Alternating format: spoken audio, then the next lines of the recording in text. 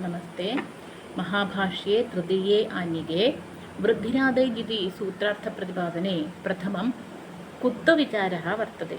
अर्थात् वृद्धिरादैज् इति सूत्रे अन्त्यस्य चकारस्य चोकुः इति सूत्रेण कुत्वं कस्मात् न भवति इति पदान्तस्य च वर्गस्य कुत्वं स्यात् इति तस्य सूत्रस्य अर्थः। तद् कुत्वम् अत्र कुतो न भवति इति विचारः वर्तते। तदनन्तरं तत्र आदैज् इत्यनेन तद्भावितानां ग्रहणं वा अथवा आदैज् मात्रस्य ग्रहणं वा इति विषये विचारः वर्तते। तं विषयम् अधिकृत्य अद्य वयं वदामः। तद्भावितानाम् इति शब्दस्य एवम् अर्थः तेन भावितानां ग्रहणं वा। तद्भावितग्रहणम् इत्यस्य अर्थः तेन भावितानां ग्रहणं भवति वा इति।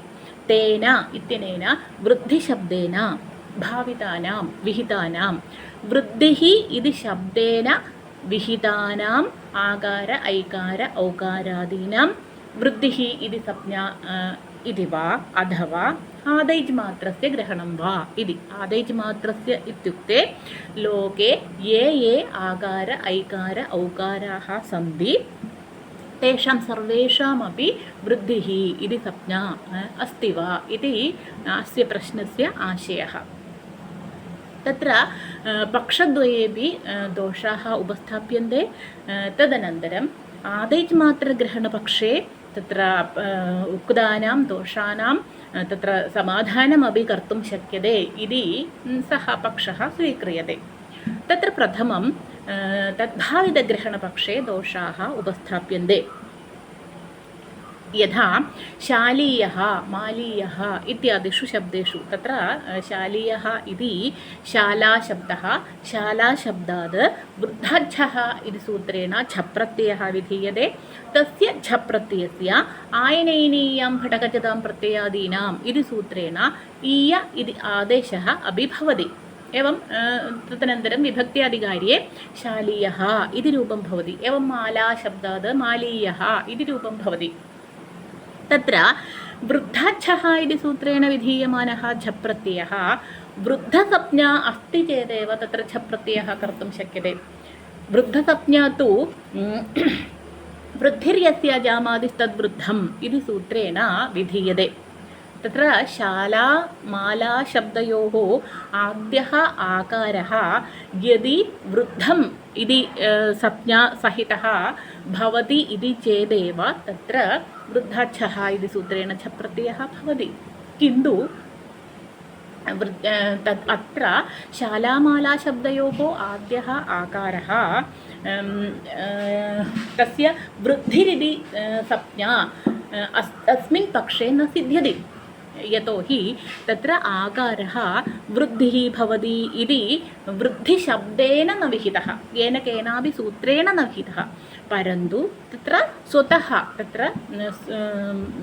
स्वतःसिद्धः आकारः भवति। शालाशब्दे आद्यः आकारः स्वतः तत्र अस्ति, तत्र सूत्रेण विहितः नास्ति।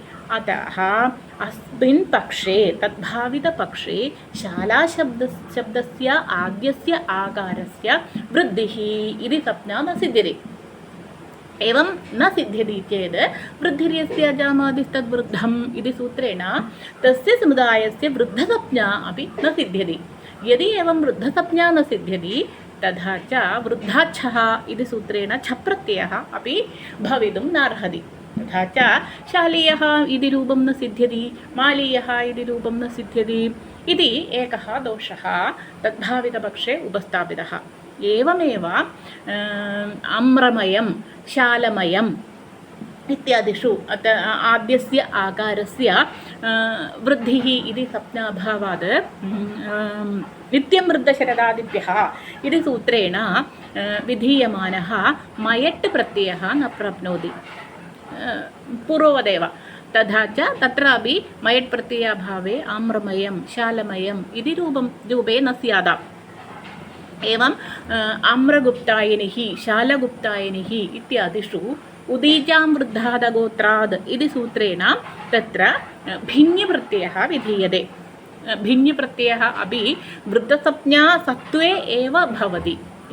अस्मिन् पक्षे तत्र आद्यस्य आकारस्य वृद्धिसंज्ञा न सिद्ध्यति इत्यतः तत्रापि सः तद् सूत्रं तत्र न प्रवर्तते, भिन्नप्रत्ययः न सिद्ध्यति, तथा च आम्रगुप्तायनिः शालगुप्तायनिः इति रूपे न स्याताम् इति एवं दोषाः तद्भावितपक्षे सन्ति इति तत्र उपस्थापिताः। तदनन्तरम् आदैच् मात्रस्य ग्रहणम् इति पक्षे